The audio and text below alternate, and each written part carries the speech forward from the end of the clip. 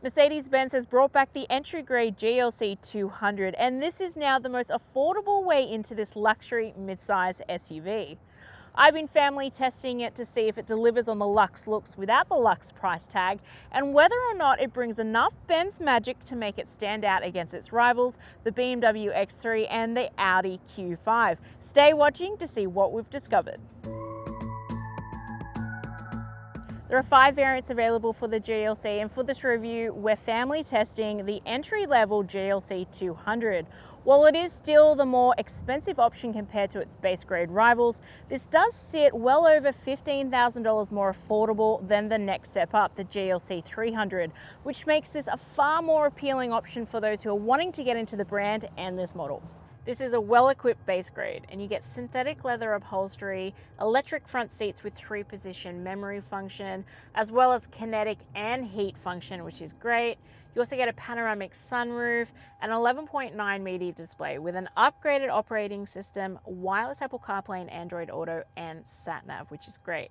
You also get a 12.3-inch digital instrument cluster and a whole bunch of other tech. It's not feeling like a base model. Our test vehicle has been fitted with an optional plus package, and that adds $5,846 to the overall price tag. You get some really nice features with that, like a 15-speaker Burmester surround sound system, augmented reality sat-nav, digital key, and a bunch of extra safety features, which I'll get to later in the video. But the full specs are in my detailed written review at carsguide.com.au if you need more info. The GLC is a handsome family SUV that manages to look fit, but it's not as sporty as some of its siblings because our test model has the standard avant-garde exterior styling. But the new grade does feature 19-inch alloys, slimline running boards, and full LED external lights. And I also really like the ambient lighting system inside because it also includes a cool logo projection from the side mirrors, which is really slick at nighttime. The new grade is finished with really gorgeous synthetic leather, an array of different colors. You get a black headliner, panoramic sunroof, really flashy media displays, and a great ambient lighting system. This is a cabin that looks expensive, and to be frank, at this price level it should, but not a lot of the rivals do, and it's really, really surprising in a premium segment, but this one nails it. The front row offers lots of space to get comfortable, and you don't feel like you ever jostle your co-pilot, which is really good. Access should be easy because of the wide door apertures and the 195mm ground clearance, but it is a cockpit that you kind of feel like you tuck into, so it was easy for me to knock a knee or an arm on the steering wheel. My husband did joke that might just be a user issue and not a problem with the car though, so there's that. The best way to describe the front seats is that they're sumptuous. It is so easy to get comfortable and stay comfortable with the extra functions, expandable under thigh supports, and lumbar support, which is really good if you do lots of long drives like I do. It's a really simple cabin to keep neat and tidy with the available options. You get a big glove box, big storage bins in each doors, handy middle console with a dual opening lid, and the center console has the usual cup holders, which are retractable, which is cool, and a fast wireless charging pad and 2 USB-C ports. The upgraded media display is easy enough to use once you spend some time with it. Touchscreen's really responsive, and the wireless Apple CarPlay maintained a steady connection this week.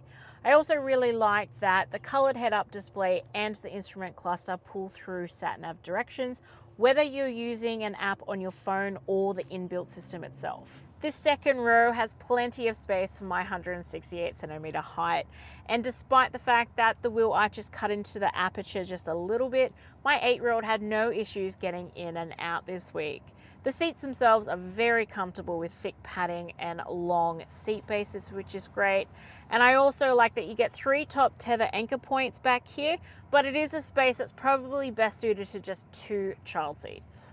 The storage and amenities are probably what you would expect for a base grade, but I like that you get a couple of map pockets, USB-C ports, and directional air vents and reading lights back here, as well as the usual cup holders. I do really like though that you've got hardened kick plates on the back of these front seats, perfect for when you have little feet around.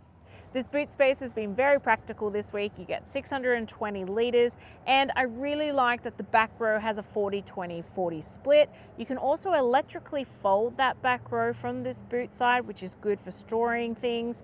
You get a level loading space, which is really good when you want to slide bigger items in and out. A reversible mat, which is quite practical, and underneath the floor, you don't get a tire repair kit. You actually get a space saver spare tire in this, which is nice to see. And this grade is now equipped with a powered tailgate, which is always a good option. The new GLC200 has a 2-litre 4-cylinder turbo petrol engine paired with a 48-volt mild hybrid system, and together they produce up to 150 kilowatts of power and 320 newton-meters of torque. That does mean that this is the least powerful engine in the range, but it's more than enough to still feel punchy. And this all-wheel drive does have a 9-speed automatic transmission that can feel a little bit twitchy at lower speeds when the auto start-stop function is on, but otherwise it's a pretty good combination overall. You may have noticed that the interior and the exterior are a little bit different from what we've been showing you so far. And we did have the option of jumping into the same model, but just in blue. And since blue is my favorite car color, I decided what the heck. The GLC200 has an official combined fuel cycle usage figure of 7.5 litres per 100 kilometres. And based on its 62-litre fuel tank, you should see a theoretical driving range of up to 846 kilometres, which is pretty solid for a family cruiser. My real-world usage has popped out at 7.8 litres this week after doing mostly urban trips with one longer one mixed in. So I'm overall very happy with that result. Despite having the baby engine, this does feel like it's got enough power in reserve, and it is punchy enough that you feel like you can overtake and easily get up to speed. The only real twiggy moment was when you're coming up to a roundabout or give way sign and you had to pause rather than do a full stop, because sometimes that auto start stop feature would still activate, and that just meant that when you accelerate, just nothing happened, and sometimes you'd roll back, which I didn't always like.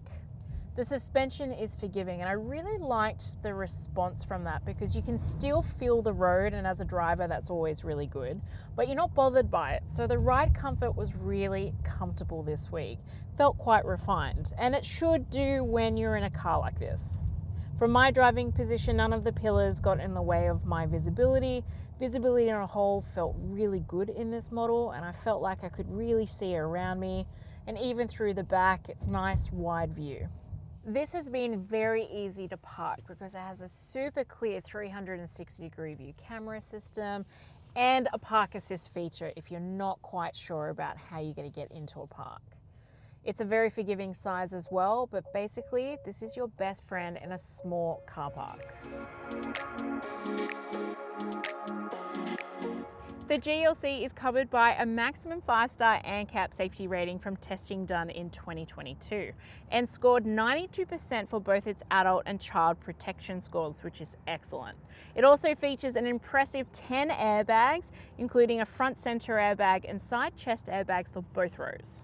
This is well equipped with safety features, including side exit assist and rear cross traffic alert.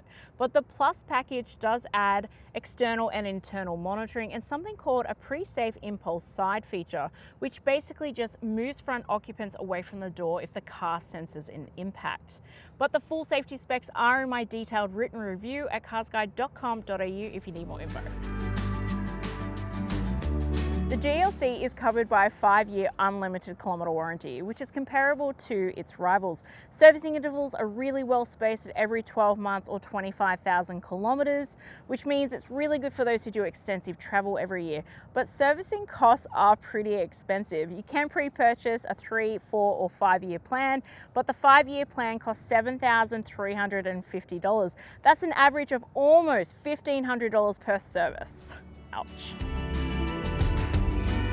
The new Mercedes-Benz GLC200 may be a base grade, but it certainly doesn't look or feel like one. This has lots of premium features and a beautiful cabin. And it doesn't have a wildly powerful engine, but it's more than enough for around town and on the open road. And my little family of 3 have been very comfortable in this week.